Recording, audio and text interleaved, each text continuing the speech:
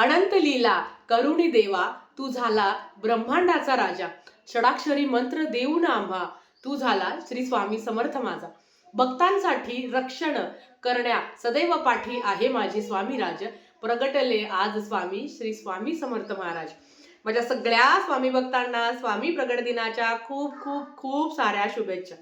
प्रत्येकाकडनं महाराजांची अशीच सेवा घडू दे तोडकी मोडकी, आणि प्रत्येकाच्या आयुष्यामध्ये महाराजांनी असावं हीच महाराजांचरणी प्रार्थना करते आणि आजच्या व्हिडिओला सुरुवात करते. सगळ्यात आधी मला माहिती आहे आपल्या प्रगट दिनाच्या सेवा चालू असेल, मांडणी चालू असेल, अभिषेक झाला असेल, प्रत्येकाला केंद्रात मठात मंदिरात जायचं असेल, स्वामी चरित्र सारामृताचं पारायण करायचं असेल, हे सगळं आज आपण करणार आहोत. पण सगळ्यात महत्वाचं आज ना एक संकल्प करायचा आहे. मी तर दरवर्षी करते, पण मी तुम्हालाही सांगाल, तुम्हालाही हा संकल्प करायचा आहे. संकल्प काय करायचा आहे? अशी कुठली गोष्ट आहे जी महाराजांना आवडते, अशी कुठली इच्छा आहे जी महाराजांची आहे. आपल्या खूप इच्छा आहे, असंख्य इच्छा आहे आपल्या, पण महाराजांची इच्छा आहे ना. आणि जर आपण महाराजांची इच्छा पूर्ण केली तर एवढं मोठं सुख जगातच नाहीये की ब्रह्मांड नायकाची इच्छा आपण पूर्ण करण्याचा प्रयत्न करत आहोत. तर ती इच्छा काय आहे? सगळ्यात आधी आपण संकल्प बघूया की संकल्प काय करायचा असतो. ताई, आम्ही 108 स्वामी चरित्र सारामृताचं पारायण करतो, आम्ही 11 करतो, 21 करतो, 31 करतो, 51 करतो. प्रत्येक जण आपापल्या स्वइच्छेने पारायण करत असतात. पण सगळ्यात आधी एक असतं की नित्यसेवा, नित्य नियमाने केलेली गेलेली सेवा. नित्यसेवा हा स्वामी सेवेचा सगळ्यात महत्वाचा आणि सगळ्यात मूळ भाग आहे. नित्यसेवा म्हणजेच काय? आता नित्यसेवा म्हणजे खूप काही बंधन, खूप काही संकट, खूप काही अडचणी, अजिबात नाही. नित्यसेवा साधी सोपी जिथे असेल जगाच्या पाठीवर तिथे ही सेवा करायची असते. महाराजांसमोर बसूनच सेवा करायची असं सुद्धा नाही बरं का. तुम्ही प्रवासात असेल तर श्री गुरुपीठ ऍप डाउनलोड करा. रोज 3 अध्याय तुम्हाला पठण करायचे आहे. आता हे 3 अध्याय म्हणजेच काय? तर 3 अध्याय जेव्हा तुम्ही पठण करत असा रोज 3 म्हणजे पहिलेच 3 नाही, 21 अध्यायाचं म्हणजे 21 अध्यायाचं पारायण असतं. आपला एक पाठ होतो. पहिल्या दिवशी 3 अध्याय, दुसऱ्या दिवशी नंतरचे 3 अध्याय, त्याच्यात तिसऱ्या दिवशी नंतरचे 3 अध्याय, असे 3 केले म्हणजे पहिल्या दिवशी 1 ते 3, दुसऱ्या दिवशी 4 ते 6, नंतर 7 ते 9 अशा 3 अध्याय तुम्हाला पठण करायचे असतात. आता आज मी सकाळी पारायण केलं तर मी उद्या रात्री केलं तरी चालतं. महाराजांची सेवा तुम्ही रात्री 12:30ला जरी केली तरी पण अडचण नाही. नित्यसेवा जेव्हा तुम्ही करत असता तेव्हा हळू तुमच्या अडचणी कमी होतात. कुठलीही सेवा करताना नित्यसेवा करायची असते. आता जे स्वामी चरित्र सारामृताचे 108 पारायण करता, 21 पारायण करतात त्यांच्याकडनं 108 सेवा जे काही लोक करतात, तर अर्थात त्यांच्याकडनं खूप सेवा घडते. मग नित्यसेवा केलीच पाहिजे का? तर नित्यसेवा केलीच पाहिजे. गुरुचरित्राचं पारायणही आपण करत असतो तेव्हा नित्यसेवा झालीच पाहिजे. नित्यसेवा हा मूळ आहे.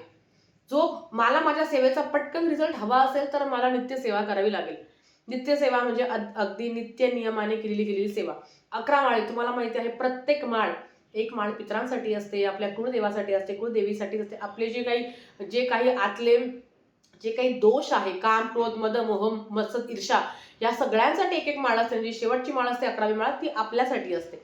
मग जर याच्यातले आपले सगळे अवगुण, एक माळ मी माझ्या पितरांसाठी करते म्हणजे पितरांसाठी सेवा घडते, कुलदेवीची सेवा घडते, एवढ्या 11 माळी आपण करत असतो. आणि खरं तर 11 माळीच केल्या पाहिजे.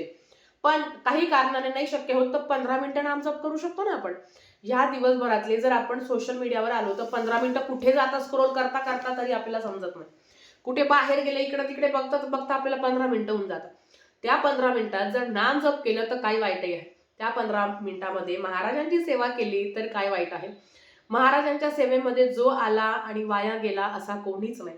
करता करविता ते मालक बसलेले आहे. तेच आपलं आयुष्य घडवणार आहे. त्यांनीच आपलं आयुष्य घडवलं आहे. याच्या नंतरचं, याच्या आधीच आणि आत्ता जे काही चाललं आहे. महाराजांची काय इच्छा आहे?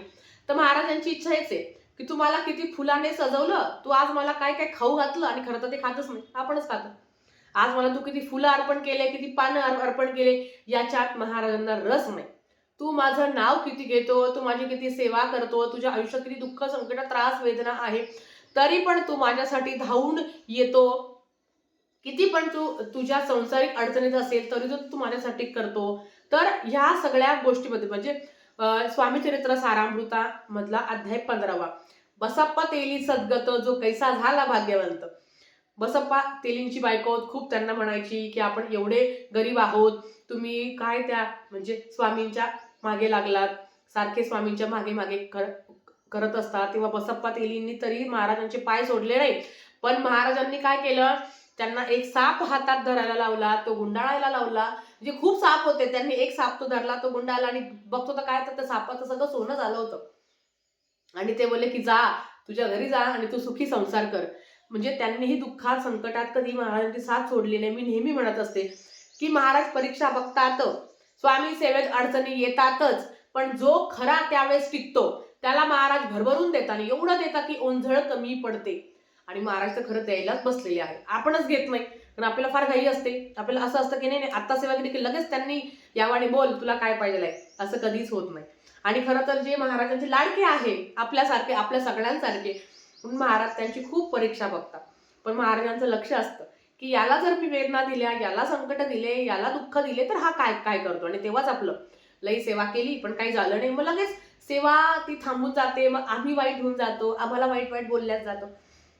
जो खरा स्वामी भक्त आहे ना, तो कधीच महाराजांचे पाय सोडत नाही. महाराज तुम्हाला कधीच सोडणार नाही, त्यांनी तुमचा हात इतका घट्ट धरून ठेवलेला आहे, ते कधीच सोडणार नाही. पण आपलं काय, आपण लगेच महाराजांना सोडून देतो आणि हेच तर खरं चुकतं.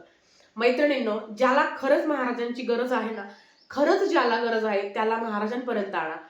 बऱ्याच लोकांचं असं असतं, आता हे खरं तर खूप वाईट आहे की देवा तू माझं चांगलं केलं ना तर ते माझ्यापर्यंतच राहू दे, मला जगाला सांगायचं नाही आहे. खरं तर आम्ही आहे स्वामी भक्त, मिरवू नये लोकात, याचा अर्थ मी तुम्हाला सांगते. आपण महाराजांचे सेवेकरी आहोत. काही लोकांना प्रचंड गर्व असतो, आम्ही एवढी सेवा केली, एवढे पारायण केले, इथं जाऊन पारायण केलं, तिथं जाऊन पारायण केलं, तर हा गर्व झाला जो कोणामध्येही नसावा. जिथे अति होते तिथे माती करतेच. आणि महाराजांना मी एवढी सेवा केली, मी तेवढी सेवा केली हे कधीच आवडलं नाही, कधी आवडणार पण नाही. म्हणून मी तुम्हाला सांगते की महाराजांची हीच इच्छा आहे की ज्याला माझी गरज आहे, एखाद्या व्यक्तीला, एखादी कुठली पण जवळची, लांबची, ओळखीची, पाळखीची जी अडचणीत आहे ना, तिला म्हणा काही नको करू बाई, एकदा केंद्रात जा, एकदा मठात जा, मंदिरात जा, नाही ना काही जमत तुला तिकडे पण जायला, श्री स्वामी समर्थ तू नाम जप कर, तू सेवा तर कर. तुम्ही एक पाऊल टाकलं तर महाराज 100 पावलं तुमच्याजवळ येणारच. पण आपण नाम जप करायचं, स्वामीचरित्र सारामृताचं पारायण करायचं. अगदी ताई पारायणाला पण वेळच नाही आमच्याकडे, मग तुम्ही युट्यूबला लावून पठण श्रवण करू शकता. त्याच्याच बरोबर रोज श्री स्वामी समर्थ किती भारी वाटतं सांगा. की नाम जप करतो तेवढं ते गाडी गेली आणि त्या गाडीवर लिहिलेले भिवू नकोस मी तुझ्या पाठीशी, हा आनंद परमानंद असतो. कधी कधी असं होतं ना की नाचावं का काय, की हा मी बघा मी महाराज, मी तुमचं नाव घेत होती आणि तुम्ही माझ्या समोर आलात. कारण महाराजांनाही सांगत असतं तू काळजी करू नको, मी तुझ्या पाठीशी आहे. महाराजांची हीच इच्छा आहे की जे कोणी दुःखित आहे, जे कोणी पीडित आहे, त्याला महाराजांच्या सेवेपर्यंत आणायचं. बाकी त्याची कर्म आणि तो गोळ घालू तिकडे. आपल्याला फक्त लोकांना महाराजांच्या सेवेमध्ये आणायचं आहे. एक तरी महाराज नाही ना काही, एक तरी मी दर महिन्याला एक तरी स्वामी सेवेकरी घडवेल अशी प्रार्थना करा. एखाद्या व्यक्तीसाठी जेव्हा तुम्ही चांगलं करत असता, खरं सांगतो त्या क्षणात महाराज तुमचं आयुष्य बदलत असता. ते तुमच्यासाठी सुद्धा काहीतरी चांगलं नियोजन करत असता. आपण खूप भाग्यवान आहोत की आपल्याला खूप लवकर स्वामी समजले. आजकाल लाखो स्वामी भक्त झाले आहेत. पण अजूनही आपल्याला महाराजांचे भक्त वाढवायचे आहे, जे फक्त महाराजांची सेवा करतील, जे फक्त लोकांसाठी किंवा काहीतरी कार्यासाठी महाराजांचा वापर होत आहे, काहीतरी फेमसाठी महाराजांचा वापर होत आहे, अशा लोकांना नाही करायचं. आणि अशा लोकांकडे महाराज बघत पण नाही. पण जे प्रामाणिकपणे आहे, ज्याला गरज आहे आणि जे बाबा तू माझं चांगलं केलं ना, महाराज तुम्ही माझं चांगलं केलं, अजून चांगल्या लोकांचं चांगलं होऊ दे, ही जेव्हा वृत्ती आपल्यामध्ये असते तेव्हा महाराज आपलं सगळं ऐकतात आणि आपल्या मनातल्या इच्छा पूर्ण करतात. एखादा स्वामी भक्तांना महाराजांच्या चरणांजवळ आणायचं आहे, त्याला नामजप करायला लावायचं आहे, त्याचं पुण्य आपल्याला मिळू नाही मिळू. लोक काही स्वामी याला त्याला वाटत बसलेले नाही की तू याचं थोडं घे, तू त्याचं थोडं घे, काहीच नाही. त्याचे कर्म आणि तो, पण माझ्याकडनं एक स्वामी सेवेकरी घडला आहे याचा आनंद असावा. आणि हेच खरं पाहिजे आहे की महाराज मी हे पारायण करून माझं चांगलं झालंय ना, तर महाराज तुम्ही सुद्धा, म्हणजे आता समजा मी सांगते की असं झालंय तर झालं, मी अजून 4 लोकांना, मी तर किती तुम्हाला सांगत असते की तुम्ही करा, कारण मला अनुभव आहे की मग तुम्ही माझ्यापेक्षा खूप सेवा करता. महाराज माझ्याकडून जास्त सेवा खरंच करून घेत नाही. ते काय करता हे सगळं त्यांना आणि मला माहिती आहे. पण मला असं वाटतं की माझ्यापेक्षा तुम्ही खूप जास्त सेवा करावी, तुमच्याकडनं ती जास्त सेवा करावी, कारण सेवा कधीच वाया जात नाही. महाराज कधीच कोणाचं काहीच ठेवत नाही. मैत्रिणींनो, मी तुम्हाला कळकळून सांगते, आज महाराजांच्या साक्षी समोर सांगते, मी जेवढी जास्त सेवा करायची माझ्या अडचणी एवढ्या वाढायच्या. मी एवढी सेवा करायची ते अडचणी एवढ्या वाढायच्या. पण त्या अडचणी किती पण वाढून मी माझी सेवा नाही थांबवली. अडचणी वाढल्या की माझी सेवा डबल व्हायची. अडचणी वाढल्या की माझी सेवा डबल व्हायची. इतकी सेवा माझी घडली. म्हणजे मी खरं सांगते, महाराजांचे टचूड, महाराजांनी इतकी सेवा करून घेतली, इतक्या अडचणी आल्या आणि आज खरंच प्रश्न पडतो की मी काय करू, महाराज काय मागू. खरंच प्रश्न पडतो, काय मागू मी. काहीच मागण्यासारखं नाही, कारण तुम्ही भरभरून दिलाय. आणि मला माहिती आहे माझ्या प्रत्येक स्वामी भक्तांना हा अनुभव येणार आहे. तुम्ही आज 2 चिठ्ठ्या टाकू का ताई, एका संकल्पामध्ये 2-2 विष मागू का, असं जे तुम्ही म्हणता ना, त्याने जर प्रामाणिकपणे स्वामी सेवा केली तर त्याला कधीच काही मागायची गरज पडणार नाही. महाराज एवढे देता की ओंजळी कमी पडते. आपली पात्रता पण नाहीये, आपल्या नशिबात, कुंडलिकेत, भाग्य, कुठला ग्रह, कुठले तारे, काही नाहीये. सगळं महाराजांनी एवढं देऊन ठेवताना की आभार. आणि आज फक्त कृतज्ञता आहे. आज फक्त आभार आहे की तुम्ही आमच्या आयुष्यात आले आणि आमचं आयुष्य खरंच सोन्यासारखं आयुष्य झालं आहे, प्रत्येकाचं झालं आहे. पण मैत्रिणींनो, सेवा तुमच्यापर्यंत नका ठेवू, ती जास्तीत जास्त लोकांपर्यंत कशी जाईल याचा विचार करा. कारण जेव्हा तुम्ही त्यांचं चांगलं करत असता ना, तेव्हा तुमचंही महाराज नक्की चांगलं करत असतात. तर आजच्यासाठी हा छोटासा स्वामी संदेश होता, जो आपल्या सगळ्या स्वामी भक्तांसाठी होता.